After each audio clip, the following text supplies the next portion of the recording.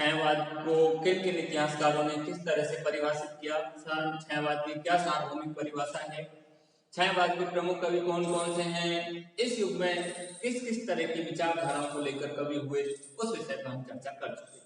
और छायावाद की कुछ विशेषताएं भी हमने बता दी आपको।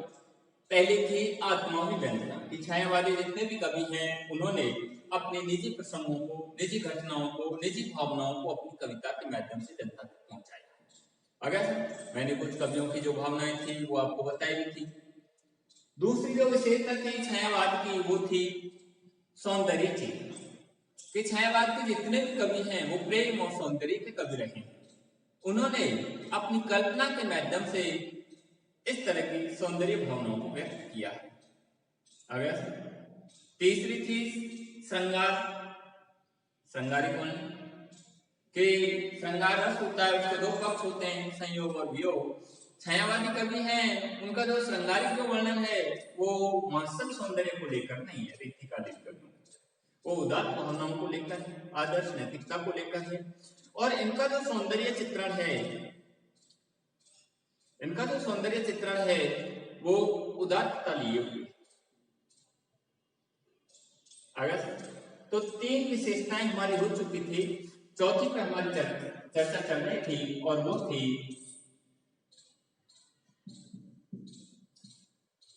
नारी के प्रति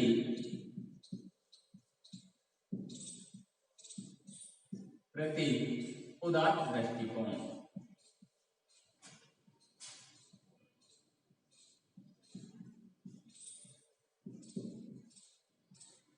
नारी के प्रति उदात्त दृष्टिकोण यहां आकर के हमने छोड़ा था, अब हम यहीं से चर्चा करेंगे। देखिए छायावाद की जो चौथी प्रवृत्ति है, विशेषता है, वो है नारी के प्रति उदात्त दृष्टिकोण। अब देखिए इससे पहले हिंदी साहित्य का आधुनिक जो काल आया, आधुनिक काल से पहले रीति काल था और रीति काल में नारी को विलासिता की दृष्टि से देखा जा रहा था, भोगवादी प्रवृत्ति थी। अगर नारी को हे दृष्टि से देखा जा रहा था, उसको केवल भोग का माध्यम समझा जा रहा था, जिसका प्रभाव हमारे आधुनिक काल के भारतीय औद्योगिक कवियों पर भी रहा। लेकिन जैसे ही द्विवेदी युग आया, द्विवेदी ने कवियों को ये कर्तव्य निर्धारित कर दिया क्या कि अब केवल मनोरंजन कवि का कर्म होना चाहिए, उसमें उचित उपदेश करना। क्या मनोरंजन नहीं है, यदि कविता में अच्छे उपदेश होने चाहिए, आदर्श नैतिकता होनी चाहिए। तो द्विवेदी युग से समाज में नारी को या साहित्य में नारी को सम्मान मिलने लग गया। द्विवेदी युग से नारी को सम्मान मिलने लग गया था। आपने पढ़ा होगा द्विवेदी युग इन कवियों ने लिखा है, अगर अबला जीवन हाय तुम्हारी यही कहानियां अंचल में दूध। तो वहां से हम साहित्य में नारी को सम्मान देने लगे। जैसे ही द्विवेदी युग के बाद जब छायावादी युग आया, तो छायावादी युग में नारी को न केवल सम्मान बल्कि नारी को उदात्त दृष्टिकोण से देखा जाए, नारी को प्रति श्रद्धा भाव रखने लग गए, नारी को देवी, महान, आदर्श, त्याग, साहसी, धैर्य आदि गुणों से युक्त समझा जाने लगा।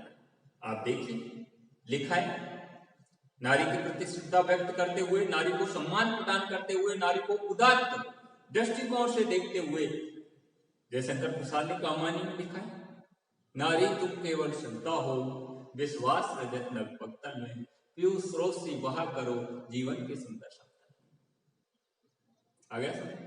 और भी लिखा है एक जगह उन्होंने, एक जगह और भी लिखा है उन्होंने, दया माया ममता लो आज, मधुरिमा लो अगाध विश्वास, तुम्हारा हृदय रत्न निधि स्वच्छ खुला है आज मनु के पास। देखिए नारी को न केवल विलास से बल्कि उसको दया माया ममता की मूर्ति के रूप में जाना। अगर तो नारी के प्रति उदार दृष्टिकोण रखा है इन्होंने। आपको पंत जी ने लिखा है एक जगह, पंत जी ने लिखा है,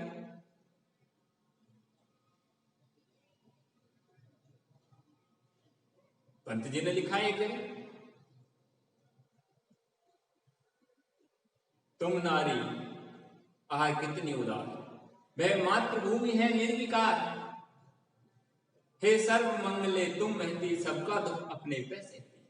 देखिए नारी को मां, सहचरी, सहयोगिनी, देवी के रूप में प्रकट करते हुए कहा है, हे देवी आह तुम कितनी उदार, वह मातृभूमि है निर्विकार, मातृभूमि की तरह का, हे सर्व मंगले तुम महती सबका दुख अपने पे सहती। तो इस तरह उन्होंने नारी के प्रति उदार दृष्टिकोण रखा, नारी को माया ममता देवी के रूप में, सहचरी के रूप में, इस तरह से साहित्य में इस्तेमाल किया। अगर तो नारी के प्रति द्विवेदी युग से भी बढ़कर यहाँ और ज्यादा उच्च रूप में उसको साहित्य में इस्तेमाल किया। अगली जो विशेषता थी वो थी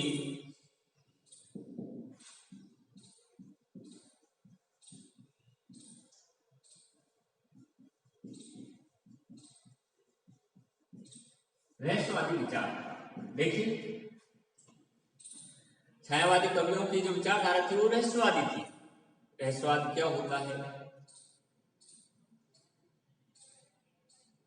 रहस्यवाद की वजह से ही आचार्य रामचंद्र शुक्ल ने छायावाद को दूसरे रूप में रहस्यवाद नाम भी दिया। अगर रहस्यवाद क्या होता है, अब देखिए, रहस्यवाद की जो परिभाषा है वो है कि उस अज्ञात सत्ता के प्रति, उस अज्ञात सत्ता के प्रति, उस परम तत्व के प्रति हमारे हृदय में जो अंतःस्फूर्त अपरोक्ष अनुभूति होती है वही रहस्यवादी कहलाती है। अगर आप देख लीजिए, हम ये कह सकते हैं क्या ईश्वर है? अर्थात नहीं कह सकते कि है, क्योंकि कहीं हम जो दिखाई देता है, जो प्रत्यक्ष है, उसी को हम कह सकते हैं ये है, लेकिन ये दिखाई भी नहीं देता, केवल अपरोक्ष रूप में अनुभूति होती है। इसलिए जिसके लिए हम ये भी नहीं कह सकते हैं और जिसके लिए हम ये भी नहीं कह सकते कि बिल्कुल नहीं, यही तो रहस्यवाद है। अगर अर्थात जो आध्यात्मिक सत्ता का जो अपरोक्ष अनुभव होता है वो रहस्यवाद।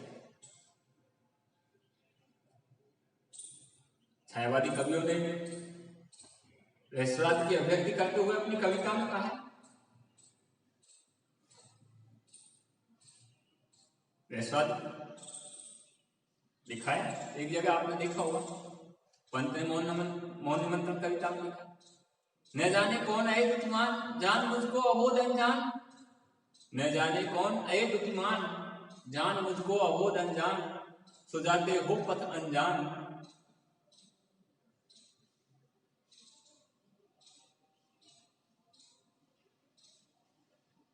अये दुतिमान जान मुझको अबोध अनजान, सुजाते हो तुम पथ अनजान।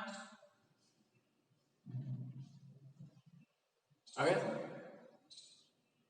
मौन निमंत्रण कविताओं से अज्ञात सत्ता को संबोधित करते हुए कहा,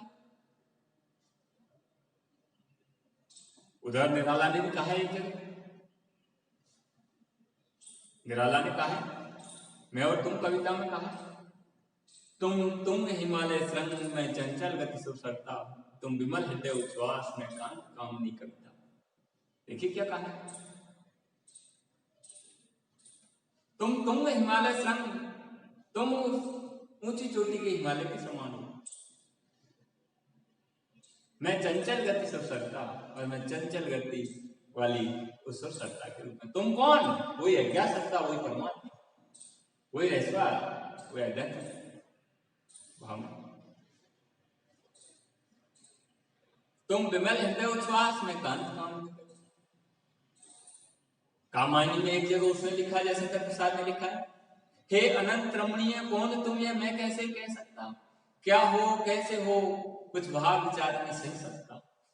देखिए, उस परमात्मा को संबोधित करते हुए कहा, उस अज्ञात सत्ता को संबोधित करते हुए कहा, हे अनंत रमणीय कौन तुम ये मैं कैसे कह सकता, क्या हो कैसे हो इसका भाव विचारण सह सकता, बता ही नहीं सकता क्या हो कैसे हो किस तरह का अनुभव। महादेवी वर्मा है, उसको तो रहस्यवाद के ही रूप में जाना, उनकी तो कविताओं में अधिक से अधिक रहस्यवाद। देखिए लिखा है, सौरभ पंजो थपकियां देता, वह नींद के उच्छ्वास का वह कौन है, सौरभ पंजो थपकियां देता था, सुगंध बनकर तो मुझे आवाज कराता रहता है, ऐसा नींद के उच्छ्वास का वह कौन है। और भी लिखा है महादेव वर्मा ने, रहस्यवादी भावनाओं को व्यक्त करते हुए महादेव वर्मा ने और भी लिखा है। आपके सिलेबस में दी हुई कविता है, क्या पूजा क्या अर्चन रे, उस असीम का सुंदर मंदिर मेरा लघुतम जीवन रे।